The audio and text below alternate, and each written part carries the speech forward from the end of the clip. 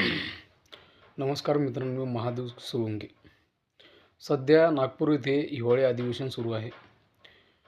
सत्तेमध्ये असलेलं हे सरकार, 3 पक्षाचं एकत्र सरकार, कशा पद्धतीनं जनतेला घुमवण्याचं काम त्या ठिकाणी करत आहे बघा. देशामध्ये काय परिस्थिती आहे, राज्यामध्ये काय परिस्थिती आहे, शेतकऱ्यांचे काय मुद्दे आहेत, सर्वसामान्य जनतेचे काय मुद्दे आहेत, हे मुद्दे बाजूला ठेवून एकमेकांचे टिंगल हे विधानभवनामध्ये उडवतात. शेतमालाला भाव नाही, कापूस, सोयाबीन, तूर, जे काय माल शेतकऱ्यांचे सध्या मार्केटला विकणं चालू आहे, त्या मालाला कुठल्याही प्रकारचा भाव नाही. आडत-तोले लोकं त्याला लुटत आहे. CCIमध्ये कापसाची खरेदी आणखी सुरू झाली नाही. हमी भावाने सोयाबीन खरेदी केंद्र आणखी सुरू झाले नाही आणि ते सुरू झाल्याच्यानंतर कसं अल्टिमेटम त्या CCI केंद्र सरकारला त्या ठिकाणी दिले पाहिजे, याचा काहीतरी मुद्दा त्या ठिकाणी त्यांनी मांडला पाहिजे. शेतकऱ्यांच्या कर्जमाफीवर काहीतरी विषय त्यांनी त्या ठिकाणी काढला पाहिजे. आणि हे एवढे गंभीर प्रश्न असताना सामान्य जनतेचे मनात दुखवण्याचं काम या सरकारने चालू केलेलं आहे. पण हे मुद्दे तुम्ही विधानभवनामध्ये त्या ठिकाणी उपस्थित करणं खूप गरजेचं आहे. पण हे मुद्दे उपस्थित न करता तुम्ही एकमेकांची टिंगल करता. हा त्याच्यावर टीका करतो, तो याच्यावर टीका करतो. तुमचे 5-7 दिवस ते विधानभवनामध्ये जे महत्त्वाचे मुद्दे असतात, ज्याच्यावरती चर्चा व्हायला पाहिजे, ते चर्चेचे मुद्दे तुम्ही विस्कटून लावता आणि एकमेकावर टीका करण्यामध्येच पूर्ण वेळ त्या ठिकाणी घालून द्यायचा.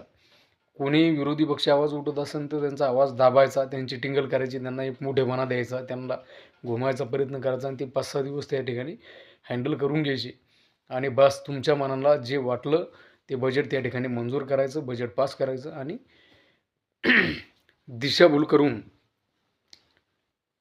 लोकांचे विचार दाबण्याचे, लोकांच्या भावनाशी खेळण्याचं काम हे सरकार या ठिकाणी करत आहे.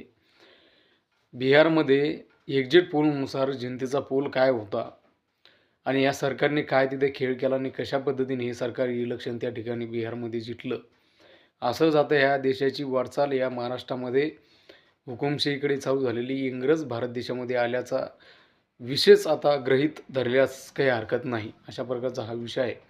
विधानभवनामध्ये विरोधी पक्ष नेत्यांना माझी हात जोडून विनंती आहे, या सरकारला चांगलं धारेवर धरून जनतेचे प्रश्न मार्गी लावण्याचं काम तुम्ही करा. भविष्यात महाराष्ट्रातली जनता ही तुमच्या पाठीशी खंबीरपणाने त्या ठिकाणी उभा राहणार आहे. शेतकऱ्यांचे मुद्दे त्या ठिकाणी हाताशी घ्या.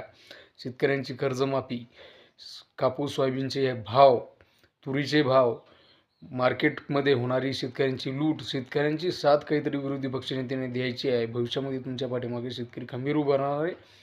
एवढंच बोलतो आणि थांबतो. धन्यवाद.